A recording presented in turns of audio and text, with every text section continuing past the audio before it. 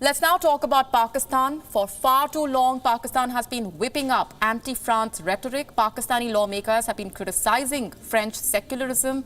Pakistani citizens have decided to boycott French products. And bowing down to hardliners who took over the streets in Pakistan, the Pakistani leadership is preparing to expel the French ambassador. Now, all this while, France chose to remain quiet. It chose to ignore Pakistan's belligerence. But it has now decided to hit Islamabad where it hurts the most. And it's not alone in doing so. France has the support of the whole of Europe. Let's tell you what's happening. A number of European parliamentarians have raised concerns over the European Union's financial support to Pakistan. They say the support has continued despite Islamabad's lack of efforts towards tackling terror and hence must be stopped.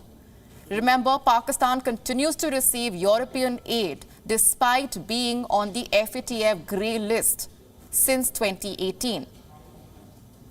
European parliamentarians have slammed the lack of progress and honesty on Islamabad's part and specifically mentioned the Pakistan government's inaction on global terrorist Hafiz Saeed. Allow me now to quote from their statement. Certain terror organizations are able to thrive openly in Pakistan as the government is ambivalent and issues sentences which do not deter such activities or which are never imposed. This was the case for one of the world's most wanted terrorists, Hafiz Saeed, founder of the Jamaat-ud-Dawa, who is included on the UN list of suspected international terrorists. So the European Union is raising questions, but a French lawmaker says just raising questions on Pakistan's inaction may not be enough. He says it is time to impose real financial and trade sanctions against Islamabad. The name of this lawmaker is Jordan Bardella. He is a French member of the European Parliament. Mr. Bardella has expressed concern over terrorism emanating from countries like Turkey and Pakistan. He has stressed that the European Union must impose sanctions in order to make European solidarity tangible. Allow me to quote now. Is the EU planning to adopt any real financial or trade sanctions against countries like Turkey, Pakistan, Kuwait, and Qatar in order to reassert our common values and make European solidarity tangible? The European Commission is expected to answer this question in the coming weeks. Until then, let's tell you how dependent Pakistan and Turkey really are on the European Union and why taking on Emmanuel Macron could end up being a big mistake. I'll start with Pakistan. The European Union is Pakistan's biggest trading partner. In 2015, the EU reportedly accounted for 12.8% of Pakistan's total trade and absorbed 23.7% of Pakistan's total exports. Pakistani products are set to enter the EU at a preferential tariff rate. Then we come to aid and assistance. The EU has been instrumental in strengthening Pakistan's social and economic fabric. Just this year, in May 2020, when COVID-19 cases were on the rise in cash-strapped Pakistan, the EU offered an aid package of more than $163 million to Islamabad. $163 million.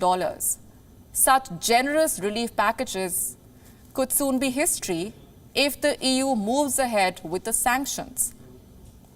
And then we come to Turkey. We've been telling you how the Turkish economy is going through one of its worst periods. The Turkish lira hit a record low against the dollar a few days back. It lost 46% of its dollar value. Turkey is also involved in a number of diplomatic spats with European countries from Greece to Armenia. Turkey is caught up in various degrees of confrontations in Europe. And to add to that, the Turkish president has shown utter disregard for European laws in recent months. Forget about respecting laws. Recep Tayyip Erdogan publicly insults European leaders whenever he gets the chance to do so. And here is how Europe is hitting back. The European Commission has now drawn up a list of potential targets for economic sanctions, which could deal a blow to Turkey's tourism and transport sectors. Remember, Turkey receives payments from the EU budget as pre-accession support. Currently, $4.5 billion have been allocated for the 2014 to 2020 period. The money goes to projects in the energy, education and agricultural sectors. But this aid is set to go if the EU moves ahead with its sanctions against Turkey.